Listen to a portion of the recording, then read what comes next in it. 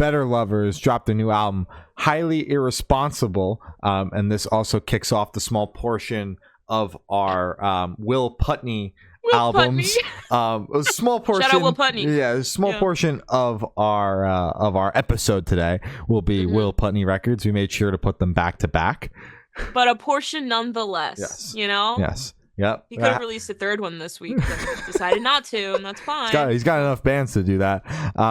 And we'll obviously touch on it again, but we got to chat with Will about the new Fit for an Autopsy record, which we'll be talking about next here. And if you're watching this as a separate review, the next review that comes out will be the Fit for an Autopsy review.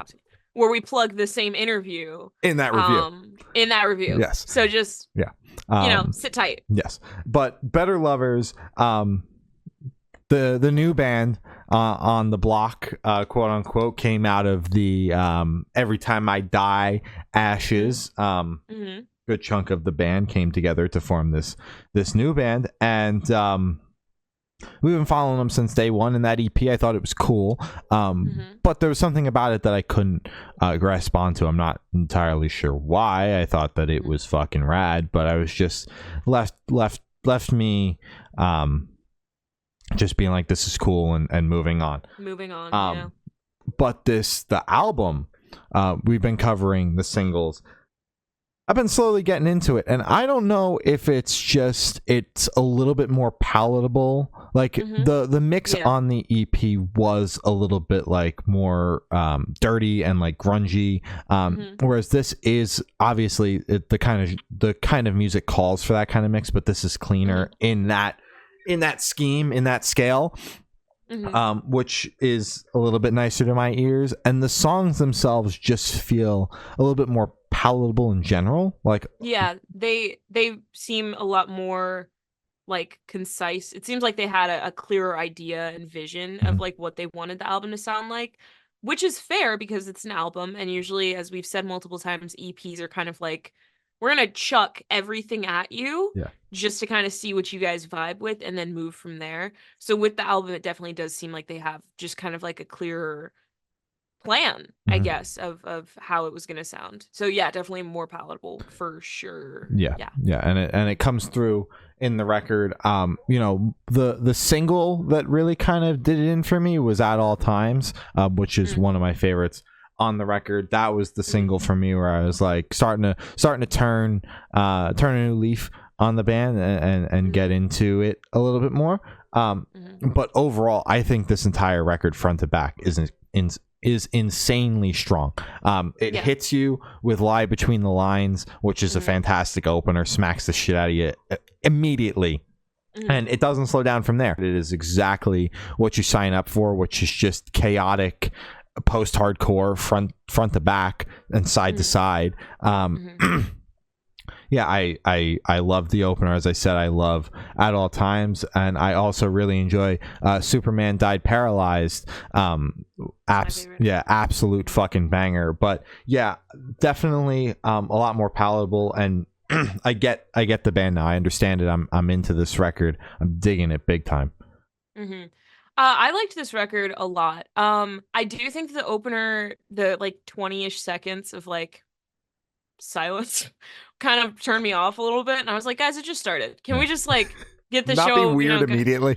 Exactly. Can we just like do this shit? But once we got past the 20 seconds, I say 20, that might be an exaggeration, that might be an underestimate, I don't know, somewhere in there. Once it gets started, I think it's incredible. My only nitpick is that it does have a slow track, and it's smack dab in the middle of the fucking record. Shout out Deliver Us from Life.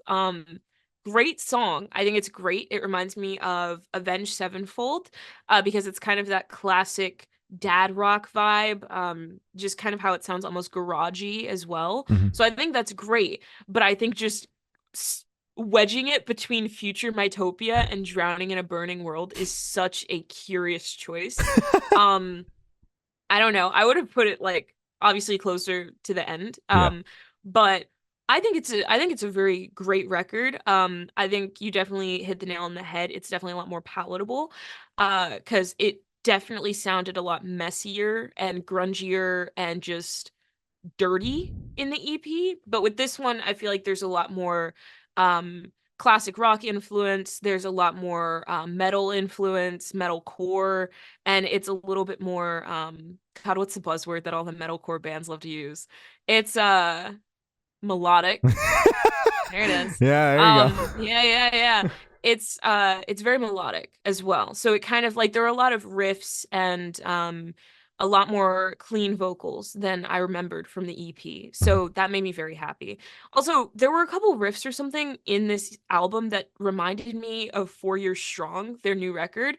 I know two completely different genres, but it's just kind of still that comparison of it seems like they're still like doing a lot of different things, but it's still coming out as a clear product instead of the EP where it just kind of felt discombobulated. So I liked it a lot. Thought it was great. Great album. 2 thumbs up. Yeah, I'm super into this record. Will Putney actually produced the 4 Year Strong record. If you remember in the interview, if you remember in the interview, they were talking about how they only had so much time because it was pretty much butting up with the start of presumably the recording process for this album. So yeah, it would make sense because obviously Will played a part in producing the record and throwing his ideas at the wall in the album as well. So there you go. It's all coming together. My ear is starting to be able to hear producers now, by the way, guys. I'm at that level I'm getting of fine-tuned now. You know, I can be like, oh, did so-and-so produce this? Because I remember this. You know, maybe that's me now. I don't know.